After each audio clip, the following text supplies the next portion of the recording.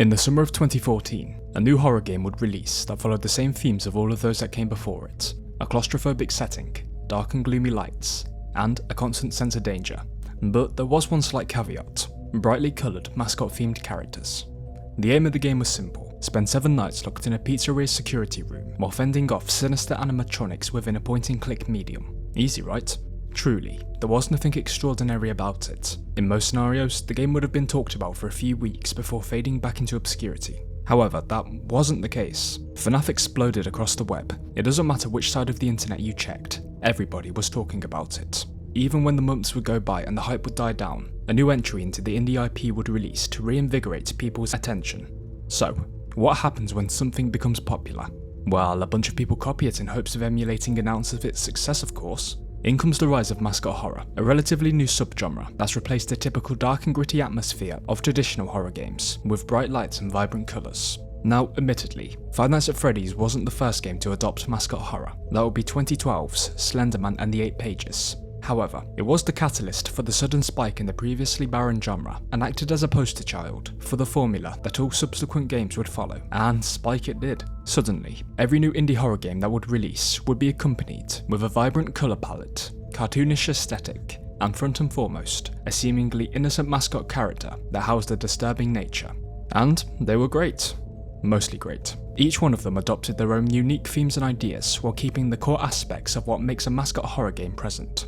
Though most of the games were somewhat similar, with them usually just boiling down to a mix of puzzle solving and object hunting, while being stalked by a wacky monster. But nevertheless, there was enough diversity between them that each one of them was enjoyable in their own way, and their popularity proves this, both in their sales and in the coverage they received. However, there is an overarching issue that presents itself in mascot horror: the horror. See, making something that's quite literally designed to be cute, innocent, or friendly scary isn't exactly an easy feat. In fact, it's been a problem in media long before FNAF ever released. Take Chucky from Child's Play as an example, a psychopathic, murderous doll, who, in concept, is terrifying. But in execution, you can't help but just laugh every single time he's on screen. It's not that the design of the character doesn't work, it's just that it creates some obstacles that traditional monsters don't face. And this is something that developers have become aware of, and to try combat it, most of them minimise the exposure of the characters as much as possible, usually only showing glimpses of them down dark corridors, or placing you within arm's length of them in an easy to escape chase sequence. Which is fine. The only issue with it is, it's predictable. You know exactly when something scary is about to happen. It's like when you walk into an open arena in a combat game, and how you immediately recognise a boss battle is about to ensue. It's the same for horror games. The second you see a long corridor, or the scenery around you gets perpetually darker, you know something scary is about to happen. And that's a major issue, seeing as horror relies on you not knowing what's about to happen. But this isn't really an issue FNAF ever faced. Besides from the obvious jump scare fatigue that sets in after playing a few of the games, FNAF for the most part remains scary. But why is that? Well, it's quite simple. There's 3 main factors that keep FNAF horrifying. Reason 1, the characters do not move. Throughout the entirety of the original saga, the animatronics, except for on rare occasions, will remain idle, just emotionless static husks that appear lifeless while on camera. But the second you look away from them, they'll move, slowly and meticulously manoeuvring their way towards you, and before you know it, game over.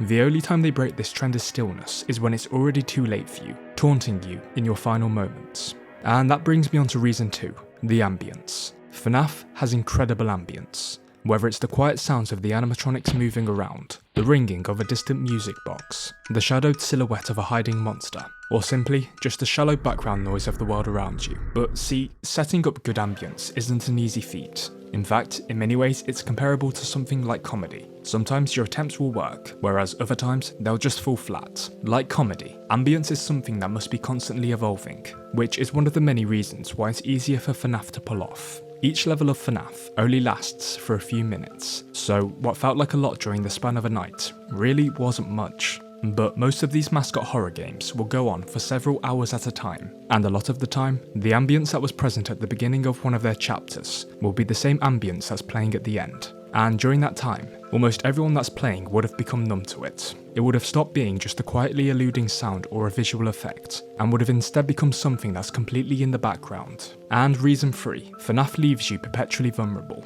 No matter how skilled you get at the games, all it takes is one slight mistake, or some unlucky RNG, and you die. But a common theme that's popped up in a lot of Mascot horror games is the ability to defend yourself with either obscure tools for distractions or direct weapons for assault. And this is probably the greatest hurdle that most Mascot horror games place in front of themselves. Having the ability to eliminate just one threat eliminates the tension from any other threat. It really doesn't help much either that a lot of these games have steered away from the traditional claustrophobic setting, instead switching it out for giant, brightly lit spaces where any hazard that you may face is immediately viewable to you.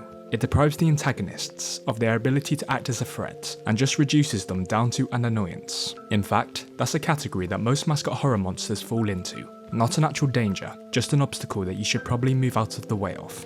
Even FNAF has become susceptible to this in recent years. The premise of the 2D era is still somewhat present, but after the switch to 3D, the subtlety of the point and click era was largely pushed out in favour of trends popular in other Mascot horror games: giant rooms, obnoxious lighting, and enemies that are full of life. And the games have suffered for it. It's a shame as well, because there are examples from the games of genuine horror. A great example of this is from halfway through Security Breach, with the Glamrock Endos. Up to this point in Security Breach, you've been chased all around the bright and open pizzaplex by almost every character the game has to offer, with the repetitiveness of the encounters most likely wearing thin. But then, you're taken to this dark and narrow underground catacomb where you're presented with this: a plain and simple shell-less animatronic. Now, it's not the appearance of these things that makes them creepy, it's their behaviour. They do not move, until you look away from them. The second they're out of sight, they will charge at you, only stopping if you're able to regain eye contact. This wouldn't be so bad if it was just the one of them, but it's not. There's about 30 of them locked down here with you, and they will not stop looking for you. For the first time in the game, there's nowhere that you can hide, nor any ways to fight back. If you make a mistake, or don't pay attention for a second, and let one of them sneak up on you, it's over. Instant death. And for how simple it is, it's terrifying.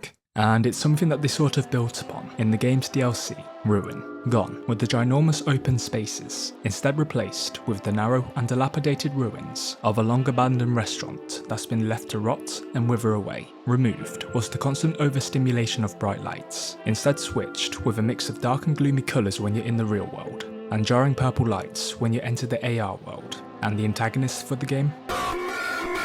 No, Nexus. Instead of awkwardly chasing after you at a snail's pace, he instead slowly teleports towards you in a contorted, unnatural manner, never actually moving, but always getting closer. Though unfortunately, they did return back to form at the end of the game with the Mimic, with him quickly devolving into a slow chase sequence that has as much tension as a slacked rope. But up till then it was genuinely quite scary, so B+ for effort.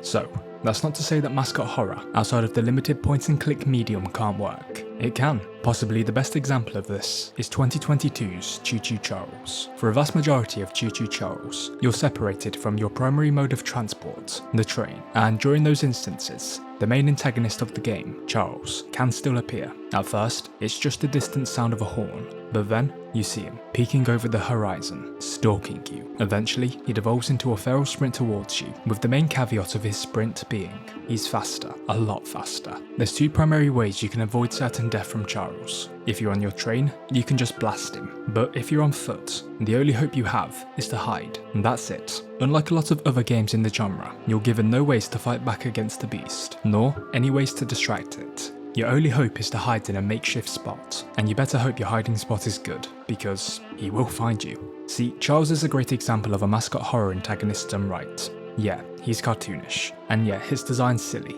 I mean, he's literally a spider train hybrid. And yet, outside of FNAF, he's probably the best example of Mascot horror. And it's not just the uncanny valley feeling of his appearance, it's the fact that he's a genuine threat, with a great amount of suspense following him. When he's around, you're perpetually vulnerable, and when he's not, you're dreading the moment you hear his horn. As long as the setup for these characters is done correctly, the premise will work. However, the horror isn't the only issue the genre faces. Another aspect that's begun holding Mascot horror back in recent years is just how oversaturated the market for it has become. Back in the early days of Mascot horror, you had two options, either 3D survival with Slenderman or 2D survival with FNAF. But nowadays, there's more franchises than I could possibly count, with new ones seemingly popping up every day. Which sounds good on paper. I mean, competition in a market is always great. It's the only real thing that challenges creatives to produce the best versions of their product that they can. That is, until there's too much competition. Then, it just becomes tedious for the general consumer to keep up with. And it's not just the sheer quantity of IPs that's become a problem. It's how these IPs operate, as a vast majority of them have been created for the sole purpose of becoming content machines, churning out game after game within a minuscule time frame to capitalise on their 15 minutes of fame, which admittedly was one of the earliest criticisms FNAF received, so much so that the game's creator, Scott Cawthon, has made numerous jokes about it over the years. But the criticisms were a genuine complaint that fans had about the overindulgence of that specific franchise. Yet, it wasn't enough to dissuade future developers from taking the same approach. By far the worst culprit of this in recent years has been Garten of Banban. Released on January 1st, 2023, Garten has had 7 mainline games, 9 spin-offs, as well as 2 upcoming titles, all within a 2-year time frame. This trend of overproduction has moved well beyond just the games and is bled into all different types of media. And, as you can probably guess, it started with FNAF, specifically with the Silver Eyes trilogy. Released in 2015, the Silver Eyes was originally a passion project from the series creator that would allow him to retell the story of the games in a new medium, free from whatever rules and events had come before it.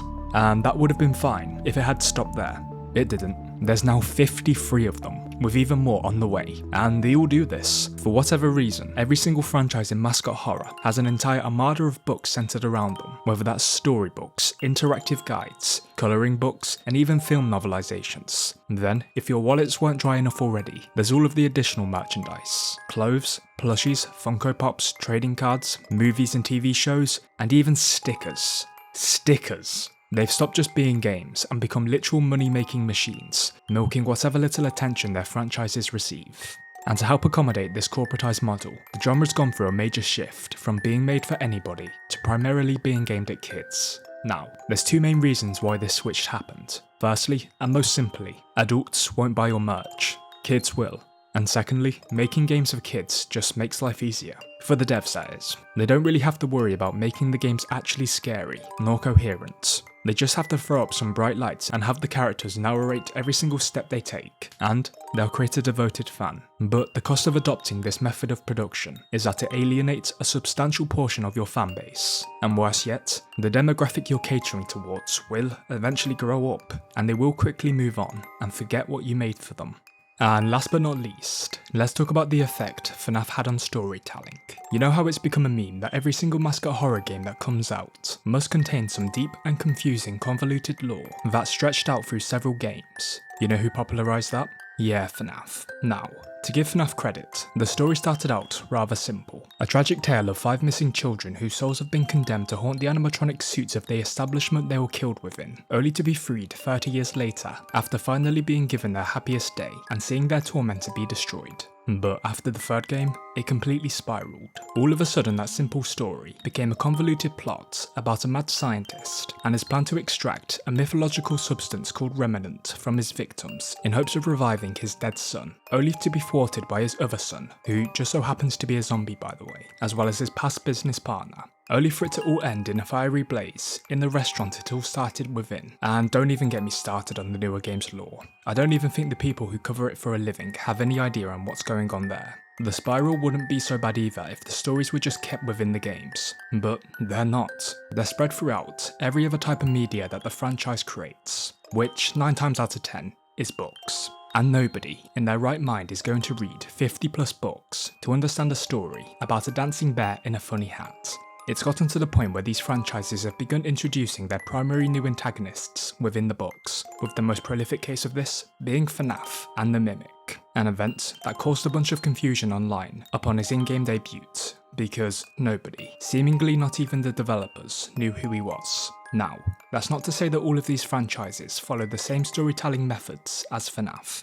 For some of them, the stories couldn't be simpler, like Bendy and the Ink Machine, but most of them have followed in FNAF's footsteps. In fact, some of them have become even more egregious. A couple of examples being Poppy Playtime hiding parts of the game's lore in NFT posters, and Dynamic Pixels, the creators of Hello Neighbor, begging MatPat to cover the games, books and TV shows for years on end on Twitter. A point has been reached where YouTubers as well as countless videos are required to even have the slightest clue on what's going on in these franchises anymore. And hey, I get it. One of the best marketing campaigns a game can have is its lore being documented in a YouTuber's video. I mean, just look at these views. But there is a major problem that occurs when pursuing this line of marketing. They have to keep pushing it, creating newer and more elaborate plots and stories, just to outdo what they did before. And in different medias that are specifically made to be elaborate, that can work. But when you start out with a simplistic story, there's only so far you can realistically take it before it just becomes ridiculous. And yet, they keep on pushing. Now, look, I don't want you to think I hate Mascot horror. In spite of everything I've just said, I don't. In fact, I think it's been one of the best things to happen to the horror medium in a long time. Not only has it been a breath of life into a genre that was practically dead, but moreover, it's inspired countless indie developers to go out and create their own games and stories. That being said, however, there is a massive margin for improvement that has to be made. But instead of me drowning on and on about all of my grievances with the genre, let's talk about some of the good it's done. To start off with the most obvious thing, the sheer quantity of careers they've created. For each and every single game in the genre, there has to be tons of highly talented people pouring thousands of man-hours into making the experiences you enjoy. And it expands past the games. Despite my criticisms of the franchising, with it came so many working opportunities for different people in different industries. Artists, authors, product designers, composers, and even on a grander scale, entire production companies have been assembled to accommodate the ever-growing list of IPs moving onto the big screen, with the likes of both the FNAF movie and the Hello Neighbor TV show employing over 100 people to help create them. Then, of course, you have all of the content creators that rose up with the games. Dorco, Right Host, ID's Fantasy, and even some unconventional creators, who, despite not technically being made by FNAF, would be nowhere near their level of success now without it. Some notable examples being The Living Tombstone, MatPat, and of course, Markiplier. And the extent of careers created doesn't stop there. In March of 2020, FNAF's creator, Scott Cawthon, announced his own creative program specifically aimed at supporting indie developers called the Fazbear Initiative, in which he would give large sums of funding to help said developers create the games they've always wanted. And yeah, elephant in the room, the initiative hasn't been without its fair share of criticism since its launch, largely due to some unfortunate outside factors, and even some of the actions of those involved. Prick. But despite that, the program has helped create some incredible games and even brought back some older fan favourite franchises like Pop Goes and The Joy of Creation. And finally, with all of these games came the people who made them possible, the communities. Each game in Mascot Horror has developed their own dedicated, some a little too dedicated fan bases. They've brought so many people together and inspired countless creative individuals to express their talents through the countless mediums of art, music, VHS tapes, paintings and drawings, and animations, which, fun fact, is how the team who created arguably the second biggest Mascot Horror IP got their start. So, despite its flaws, Mascot Horror has been an overall positive addition to not only the industry as a whole, but also socially. And yeah, there's a lot of changes that need to be made within the genre, but unlike things like first-person shooters or action games, which have been around for decades, Mascot Horror is still a relatively new phenomenon that's still finding its footing. So as for where the genre will go and how it will evolve, only time will tell.